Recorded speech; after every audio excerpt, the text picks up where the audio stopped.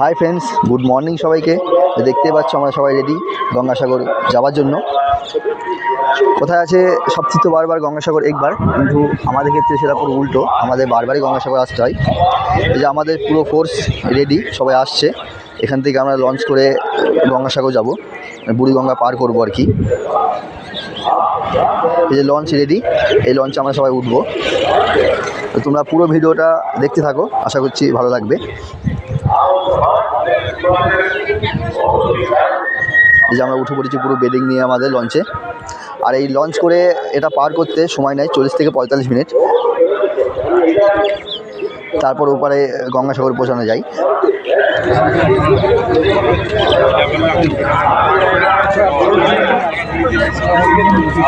Launch চালু হয়ে গেছে, আস্তে আস্তে যাচ্ছে।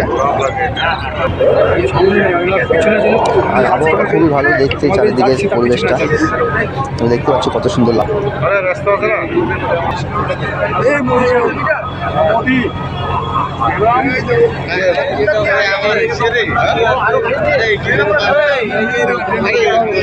এই দেখুন সব ভিড় হবে সবগুলো।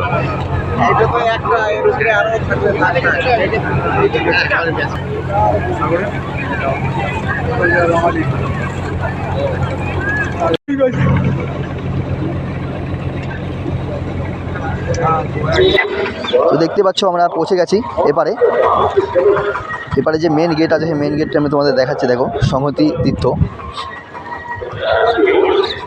আর এখান থেকে আমাদের তারপরে বাসে করে নিয়ে যাওয়া হয়েছিল আসল যেখানে আমাদের থাকতে দেবে, গঙ্গাসাগর যে আসল মেলা, সে মেলার পেছনের দিকে আমরা আছি। এবং সেখানে আমি তোমাদের দেখাচ্ছি আমাদের থাকার জায়গা কেমন, সেগুলো সব দেখাচ্ছি। হুগলা পাতার ঘরে সবাইকে থাকতে হয়, সে আমরা বলো বা পুণ্যার্থী বলো, সবাইকে এই হুগলা পাতার ঘরে থাকতে হয়। এখানে যে আসুন এখানে তাকে এই হুগলা পাতার ঘরেই রাখতে দেয় ওরা। তো হুগলা পাতার ঘরগুলো কেমন আমি তোমাদের দেখাচ্ছি। দেখো,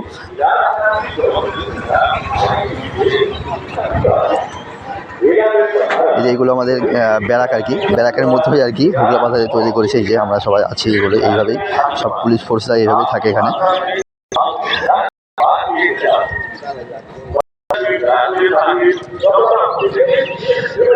তো এই হলো আমাদের থাকার জায়গা। কিন্তু এখানে জলেরই ভালো ব্যবস্থা আছে।